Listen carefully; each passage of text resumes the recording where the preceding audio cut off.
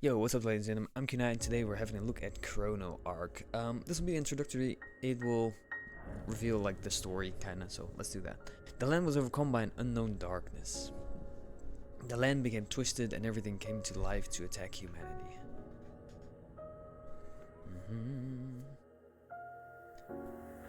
Judging that humanity will be destroyed at this rate, scientists began working on a project to build an Ark as a safe haven for humanity.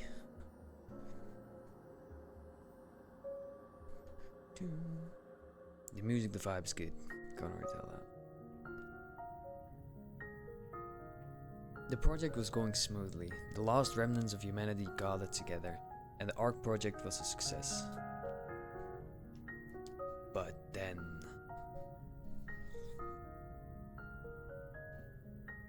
However, they did not realize that the Ark is not a safe haven full of hope, but a cage that will imprison them for eternity.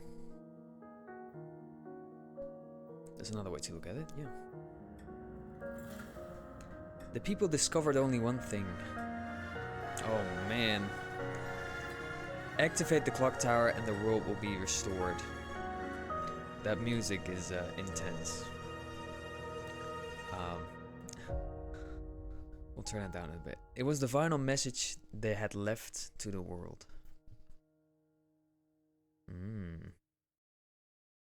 Interesting. Chrono Ark. Alright. Let's change the audio first. Sound. Yeah. Music sound effect can go down. I prefer music over sound effect anytime. Change boss BGM vocal. Change a certain boss music to a version without vocals. No, I like vocals. Got me some good vocals, man, please. Alright, that should be good. If anything, we can always change later. So, Chrono Ark, it's a deck building game, kinda, right? Start a new game, confirm. We'll get into it. Like I said, it'll be the introductory kinda. We'll do the prologue and the like the tutorial. Welcome to the Ark. Well, hello. This is heaven, where everyone's dream comes true. Dreams come true. Multiple. People live together for a single hope. Yes, this is the world everyone wanted. Come on, tell me, what do you desire? Tell me your desire. Alright. Interesting. Good intro. That's us. And that's a cute little baby. I like that. Yeah, so the art style of this game is pretty interesting. Like, what we see here is kind of like the overworld, I would guess. But then the battles and the art style of enemies is also very, very interesting. It's different from what we see here, so stay tuned for that. Lucy. Look at that. That's the art style I was meaning. This way, Lucy. You're always too slow, kid. She's just a child. Don't be too hard on her. We need to go just a little further. Do you think you can make it? Yeah, no problem. Don't push yourself too hard. You're the treasure of the investigation team after all. Alright.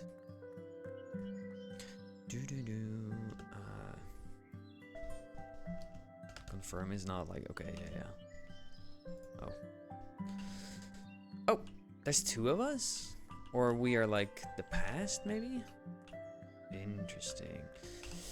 I'm not scared as long as everyone's with me. Alright, anything else? Just going on. Can talk to you as well. Don't worry, we'll protect you with all our lives, huh? Let us know if you have any problems. What do you gotta say? We'll take care of the monsters, just lead the way for us. Interesting.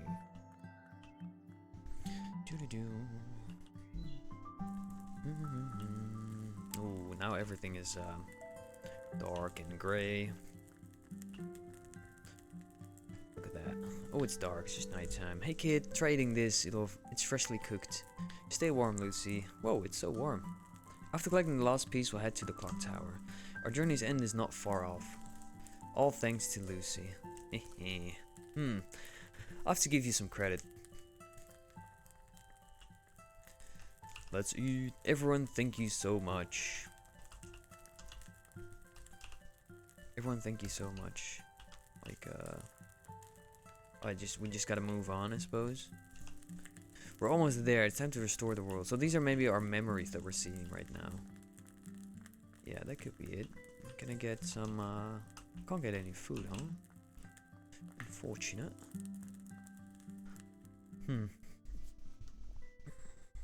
So what's up next then?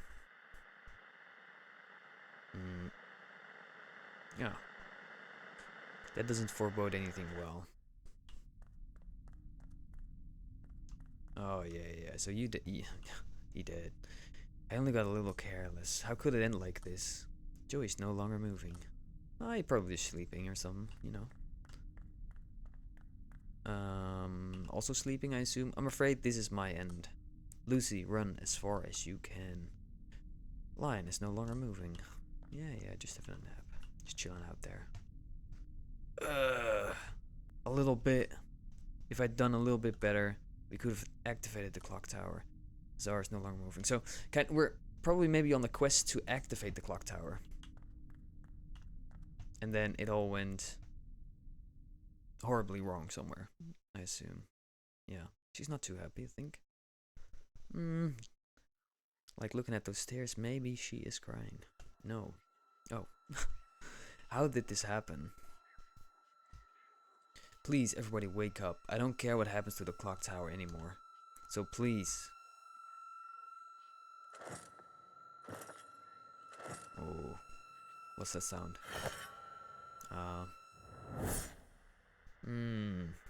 Probably sound of death. Yeah. And then the static noise. Alright, don't worry. This is not the end. It's just another beginning. Yeah, okay, so that was kind of the, yeah, like I said, it's probably we are trying to reach the clock tower to activate it and restore humanity. Because you were the hero of this world, okay. But we failed and then we get a chance to do it again, probably. And that's where the game starts for us, supposedly. Alright. Walking around. Oh, going out, huh? Good morning. Are you ready? Well, let's leave now. Wait a minute. Lion notified the investigation team of your presence. Try talking to any investigators you want to recruit to our party. Everyone's fired up from the news of us finding a time shade. Okay. Lastly, are you really sure? About what? Despite what I said yesterday, there's no need for us to hurry. It's best to be thoroughly prepared. On that note, how about practicing in the training grounds?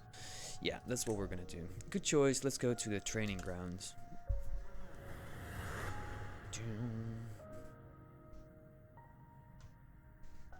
Alright. Takes a bit to load in. Oh, music's pumping. Welcome to the training grounds, Lucy. I'm your temporary instructor, the one and only Phoenix. I like his design, look at that. Very vibrant. I like the hat. I'll teach you everything step by step, so you better be grateful. Now, shall we learn about the basics of combat? Do tell me. Combat works by selecting a skill from your hand and selecting a target. Every skill requires mana to use, and the mana cost of the skill is shown inside the purple gem. Okay, yeah. Cost mana, we have mana. This is your maximum mana. You have 3 mana at the moment. Keep your maximum mana in mind and try attacking the enemy. Yeah, let me... Like, the sound is good, but...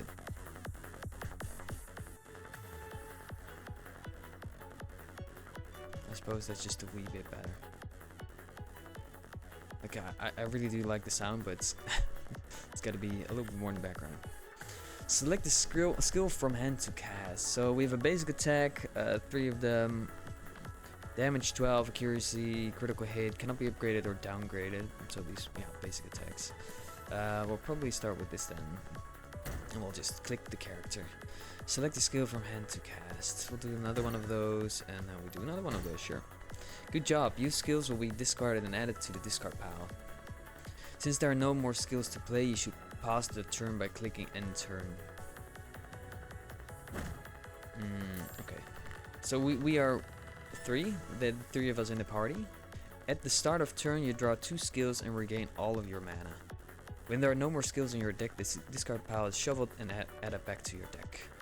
Since an ally is hurt, you should try using the basic heal skill to heal your ally. Basic heal his ass, sure.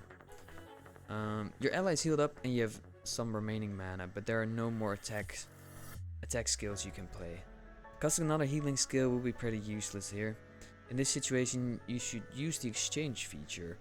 This lets you discard a skill from hand and draw a skill from the deck. I'll put a draw skill at the top of your deck. Try exchanging the basic heal and then use draw. Alright, so this is exchange, and we have 1 exchange. Sure, and then we can exchange that. Get a new skill, draw. Draw 2 skills. If there are no skills in hand, draw 3 skills. I see. So now we have 3 basic attacks again. Now look at the cost of the first basic attack. Weird, right? Why does this basic attack cost 2 when the other ones cost 1? This is because of overload. For every stack of overload on an ally, their skill costs are increased by 1 for that turn. The basic heal that you used overloaded your ally, which caused their skill cost to increase. Add a bunch of skills in your hand to try casting them with overload in mind. So he's overloaded. Combo attack. This skill gains 100% critical chance if the user already cast a skill this turn. So if we do basic attack is 2, so we can't do that. So we'll probably do some basic or combo. This skill gains 100% if the user already cast a skill. Yeah, so if you use a basic attack from her, then we can do the combo. Yeah. Alright. Allies gain overload by casting skills, and overload causes their skill cost to increase. Simple enough, right? Overload stacks whenever you play a skill, and overload is removed at the start of next turn. Keep that in mind. Alright. Wouldn't you run out of mana too quickly? Don't worry. There are some skills that don't cost overload. Okay. It's already getting in depth. Like it's more than just throw an attack and a defense card. The Majestic Phoenix has gifted you with 2 mana and a couple skills. Notice that how these skills have blue gems instead of purple gems. Okay. Yeah, so they're blue. These skills have a property called Swiftness. Skills with Swiftness do not overload characters no matter how much you use them. Try using them for yourself. Some of these skills have special effects, so try reading them carefully. Ignore taunt. Okay, he ain't taunting, so charge attack. Each attack skill played will reduce this skill cost by 1. So if we play these 3, illusion sword, exclude. If used, exchanged, or discarded, removed from the deck for this battle. Okay, so we basically have to use them. If we don't use them, we lose them anyway. So, and it costs 0. So let's throw these 3 out there. And then we have 2 skills left. We can do a combo. It's 21 damage. Or we can do 2 of these, which is 42 damage. Or, you know what? I'm dumb. If we play these 2, then that one should cost 0. Yeah, charge attacks, then 0. Yep. Good job. Isn't it fun to spam skills without worrying about overload? Besides swiftness, there are many other keywords that offer unique effects, so make sure to check them out. What happens if you're out of skills in your hand? In that case, you can try using a fixed ability. If you look at the bottom of the screen, there should be hexagon-shaped skill icons next to the ally portraits. This is called a fixed ability. Okay, yeah. I've added a skill to your hand. Increase morale or is a once. Damn. Increase morale is a once skill that can only be used once per battle, and its cost is 0. Try using increase morale. Increase morale. What does it do? This card gain 2 mana. Okay, so it is a mana game. Okay, that's basically it. Sure. Okay. Now look at the fixed ability at the bottom. It's the same skill, but it costs 1 more, right? Try using increase morale in the fixed ability slot. Okay. So it costs us 1. We get 2 back, so we got 3. Most skills can be registered as a fixed ability, which lets you use them at any time. However, their cost is increased by 1, and only 1 fixed ability can be used per turn. I see. If you don't have a skill available at all times, it's a good idea to register it as a fixed ability. We could probably do with maybe a heal or a shield if that's available. So whenever we're in a pinch, we can kind of always heal or defend. Like an attack could be good as well. Or like, yeah, well, we'll see. Now that's out of the way, try passing the turn. But I got 3 left though, so I will definitely use that. What do we do? Basic attack. Seal. The effect remains until attack power minus, so weaken. Okay, so we get less attack. Okay, that works. So it's weakened. And we'll get 2 left. 16 damage or 12. Let's do 16 for sure. And now we can pass turn and turn. Good, good, good. Rush. That's fine. We are full heal anyway. Full health. What the hell? I'm sure you have a grasp on how to use your skills by now. Then is review time. I've changed the deck and added a couple of skills in your hand. Exchange, overload, swiftness, fixed ability. Apply the knowledge we've learned so far and deal as much damage as possible. Alright. This is very interesting. This is very in-depth already. I'm very curious to see what's next. Like, make sure to exchange skills you don't need. This gives you a chance to draw a skill that is useful for your situation. Okay. That's smart. We'll start with an exchange. Yeah, we don't need that, so we'll do something else. We got blue ones, which are swift, so they don't cost anything. Repeatedly deal 7 damage for each illusion sword and illusion sword buff in hand. So in hand. Interesting. We don't have any swiftness. Create 2 illusion swords in hand. So if we do this, we get 2 illusion swords. We can then use this, and then we can use this as well. Gain 2 mana this turn. Illusion sword column. Doesn't matter though. Select a skill to gain swiftness and reduce its cost by 1 for this battle. We could do that then. Okay. Yeah. Zoom. What's that? Remove 1 stack upon taking damage. Armor. Minus 33%. Oh, so deal. Okay. Let's see. We can use this. We can accelerate. Illusion flash. Okay, I think that's it then. But there's also, we also need to draw some stuff. Ah, look at that. So kind of want to use that as well. Okay, we know we want to use these for sure. Success chance, burn, apply 2 more. Okay, burn is not necessary, I think.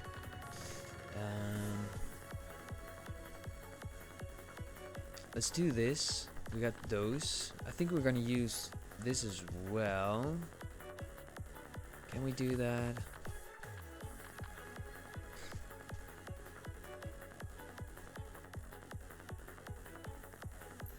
I kind of want to use it on this. I can't use it on that, I think. Accelerate. We can only use it on that for now. Let's do that. I think we'll do... What's this? Ignore taunt. Create illusion swords equal to the amount of illusion swords in hand. Okay, which is 2, so we'll gain 2 of those, which is fine. Let's then use this first. Then we're going to use this, which gives us 4 of those. Then we're going to use illusion flash, which is a lot of damage. And then we can just do this. Okay, that was very extended already. Very in-depth, I think. 60 damage left. Okay, that's fine. End turn. I think that was a good turn. Like, it's in the beginning, of course, it's gonna be slow because we have to read everything. Perfect, as they say, a great teacher makes a great student, don't you think? There should be no issues with attacking, but the problem is defending. Enemies won't just stand still and take your hits. On that note, I'll teach you how to minimize damage from enemy attacks. The next mechanic I'll introduce is action count. How do I explain this? Well, seeing is believing. Try playing some skills and pay attention to the action count. So probably if we play a skill, then that one reduces whenever you cast a skill, can act when it reaches... Okay, so when it reaches 0, we can attack. Sure. Must be defeated first. Taunt. That's fine. Alright, let's see. What do we have? Deal additional damage equal to the target's pain damage per turn. Okay. Basic attack. We can't switch anything, so we'll just do a basic attack, I suppose.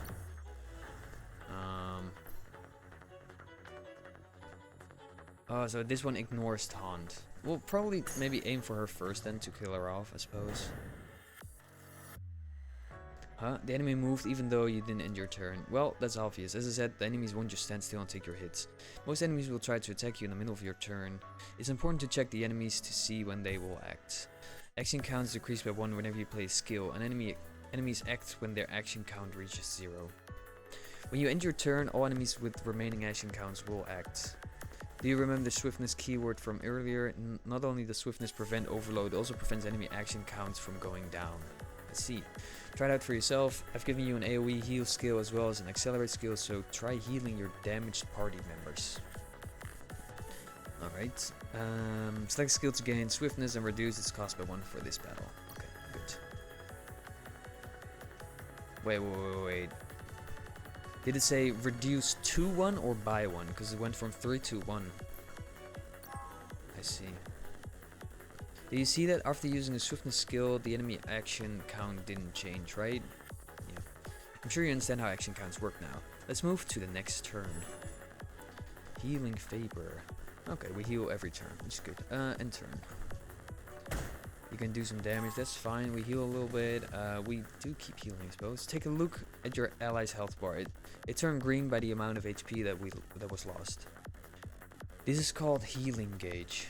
Try using this heal skill on any party member. Okay. That's fine. Health bar, yeah, so it's not all green anymore. Heal 11. Probably heal as 11. Jeez Louise though. Characters will faint if they receive damage at death's door. Recover from death's door by healing. Okay. Death's door cannot be disabled. Okay. Now, let's look at the health bars again. You can see that the healing gauges are somewhat gone. I'll adjust the party health a bit, so try healing again. Okay, so it's probably we can heal the green, but we cannot heal the gray. So, honestly... oh, okay, so it's forcing us to do that one. Okay, that's fine. The party member with healing gauge received the full effect of the heal, while the party member with no healing gauge recovered only a bit of health.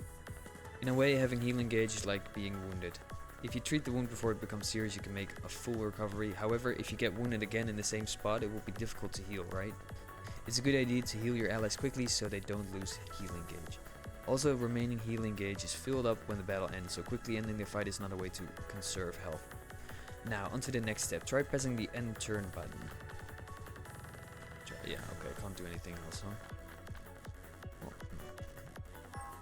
alright. There's a lot, man, like... It's very in-depth. Hey, where are you going? Don't run away, I promise we're almost done. Now I'm going to teach you about pain damage. Pain damage is damage that cannot cut your healing gauge. I've given a pain debuff to a party member. Read the description of the debuff and try casting a skill. Broken. Receive 5 damage if you cast one of your skills. Ah, okay. That's easy then. Which is pretty bad because it gives us this, huh? I don't think we can kill her. But do you see what I mean? The healing gauge didn't disappear even after taking damage. Most pain damage is caused by these pain debuffs, and there are many debuffs to watch out for besides this broken debuff. You can discern the type of debuff by the color of the icon, and there are some debuffs that can instantly wipe your party if you don't pay attention. So, if you ever get debuffs, stay calm and read the description. Now then, shall we go to the final turn? Press the end turn button. Yep, sure. Alright, time for the final stretch. Here we go. This time I'll teach you about standby. What's that? Standby is a feature that lets you reduce the enemy's action count without having to play a skill. Wait a minute. You see how the enemy's action count is 1, right? Try clicking on the hourglass icon at the top left. Okay, so it's basically like we pass turn or pass like an action and then... So they will act. Okay, that could be interesting. That could be useful at some point. Do you see that? By using standby you reduce everyone's action count by 1, and this caused the enemy's action count to hit 0. This may seem like a useless mechanic, but there are many applications. For example, you can create opportunities to heal in between enemy attacks. Yeah, okay, that makes sense. So basically if we have a party heal and like the middle one is full health, we can kind of pass turn and wait till we get damage and then use that. Okay, yeah. So make sure to remember it. Alright, that's it for the basics. Master Phoenix has nothing left to teach. There will be countless obstacles and strategies waiting for you on the Twisted Land. If it's you, I'm sure you can overcome any challenge with a calm mind. The most important thing is to never give up, no matter how bad the circumstances. Don't panic and apply what you've learned to lead yourself to victory. Alright. Oh, that's it. Okay, I thought we were gonna play out the, but that's fine. I'm already being, well, overwhelmed is not the right word, but like there's very, like I'm used to a couple of deck building games. Most of them are pretty like easy to get into, but this one has a little bit more to mention at the beginning of the game, which is good because like for someone that's like already experienced with these types of games, it's, like the prologue can sometimes be a little bit, you know, not challenging enough. So this already adds some stuff, which is great. We get to choose character, so we got two to choose. Hain is a warrior who harbors immense hatred towards the Church of Pharaohs. He's difficult to control due to his madness, but he has great potential. Hain has high maximum health and excels against hordes of enemies. Interesting. Joey. So oh, it's a support. This one is an attack support. Joey is a genius chemist who previously worked at the research lab to create specialized equipment. Frustrated by the lack of progress, Joey decided to participate in the investigation of the Twisted Land. He can help allies or harass enemies with various buffs and debuffs. Difficulty, normal. Oh, we can oh, okay. Suited for people who are not familiar with Chrono Ark. Gain extra credits when a boss is defeated. Extra boss patterns will be added. Cursed monsters will appear. Maximum accuracy limited to 98%. Lucy's necklace cannot be recharged. Added hidden adjustments, harder to clear the game. Let's stick to normal for now. We'll see. Normal or hope. When defeated, lose all party progression and restart from the beginning. Replay the game even if your party is wiped. When defeated, do not lose party progression and increase hope level.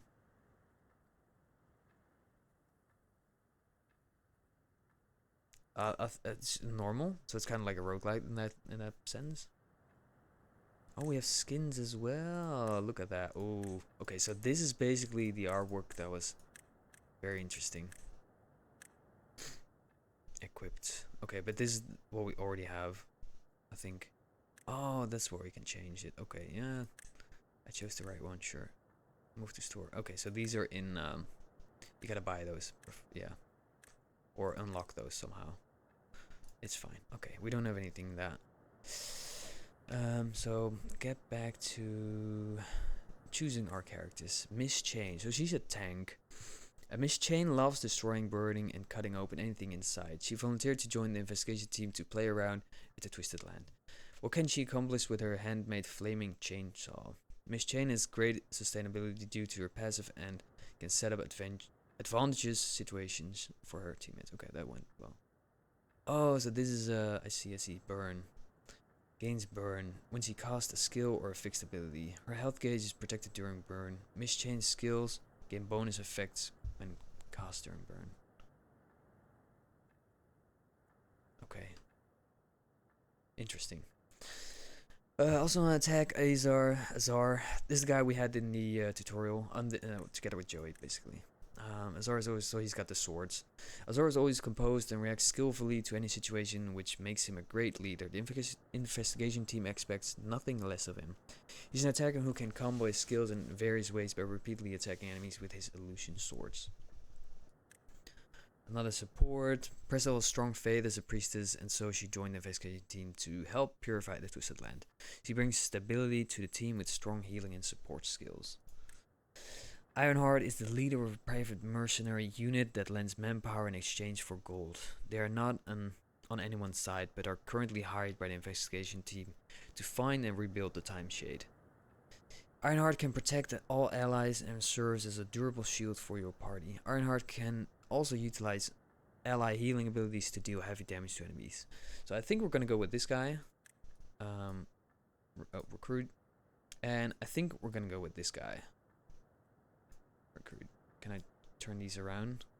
Because I kind of, it's just for my personal sake.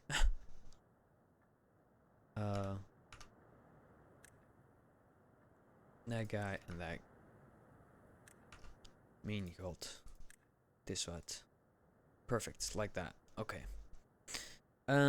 Yeah, cause we had Joey and Azar in the tutorial. I like fire, but like I kind of want there's multiple characters. Cause if we want fire, I kind of want a second character that also has fire. You know, so you can kind of build that up quicker. And a tank, well, she needs to heal, but she also needs to attack. So, and I think Ironheart can be an attack and a shield and a heal, together with this guy who is a tank as well, basically. So. Alright, explore the Twisted Land to obtain the time shades and activate the clock tower. Sure.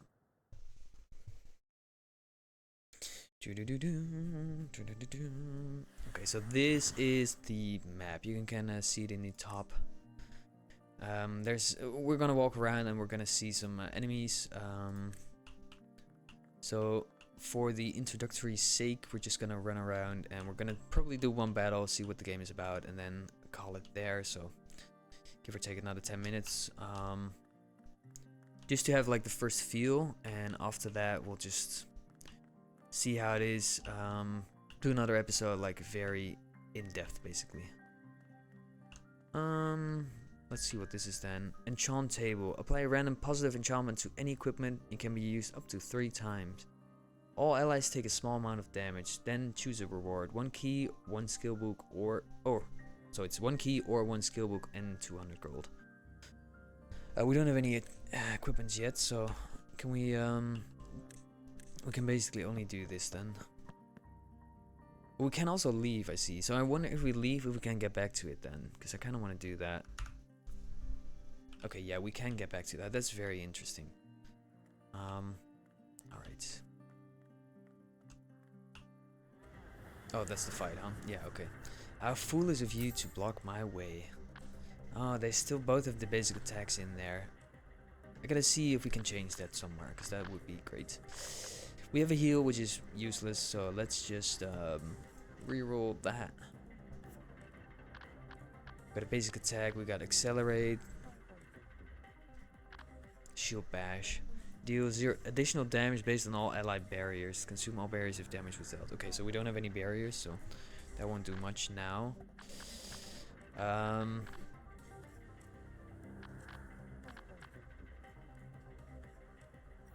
Let's just attack. It's not like we can do anything else. Ooh, that's interesting though. Oh, she's already dead, huh? We got bread. Restore an ally's health by 20%. Campfire. I'll restore all allies' health by. Okay, so we have campfires in the game then as well. Got some gold and got some soulstone. An orb with mysterious power. It can be used to upgrade levels and maximum mana. Interesting. Take it all. You can upgrade your character by using soulstones. Alright, let's see. Increase max mana or add card draw. I feel like an extra card draw could be good. Because we couldn't utilize like all of our cards that we had drawn, so I kind of want to get more draw. Learn a skill, Blade Grinder. Draw 2 skills from the deck, prioritizing attack skills and reduce their cost by 1. That could be good. Hasty Counter. Discard the bottom skill in your hand and draw 3 skills. View all skills in the deck and select one to bring into your hand. Okay, that's just overpowered. We'll take that for sure. Okay, so that's kind of how we get new skills then as well, or like new cards. Interesting. Alright.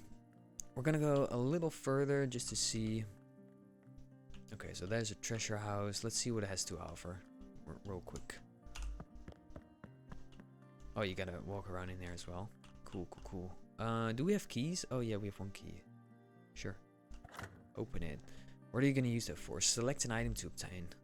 That's just dumb. Like, you open a chest and you gotta choose. Like, you can't take everything. I mean, Sun Cape. Equipment. Maximum health plus 20%, evade minus 8, pain resist minus 20, and accuracy plus 15%. Critical damage and critical healing plus 30. They could be good in a crit build. I'm not sure if we can do that many crits. Maximum health plus 20, pain resist. Ah, this is just... Yeah, I think out of these we'll take the rusty daggers. Sure. That's good. Alright. Let's walk over here, do one more fight, and then just, what's that on the map? And teleport. So we can teleport. Can we teleport to these places as well? Yeah, so it seems... Okay, that's cool. So you can kind of backtrack like that, which is great. I really like that. Some games like actually force you to choose like on the spot, but now you can actually gain some equipment or do some stuff and then get back to that thing to upgrade or like get the benefit from it. Look for exclamation marks for points of interest.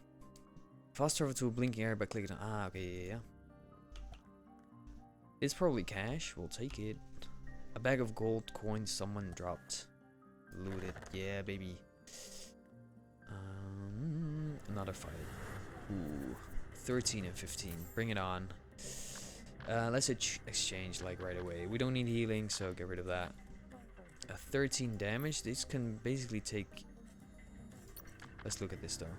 Gain ignore taunt and guaranteed critical against targets whose health is 50% or below. When the user is at death's door, gain swiftness and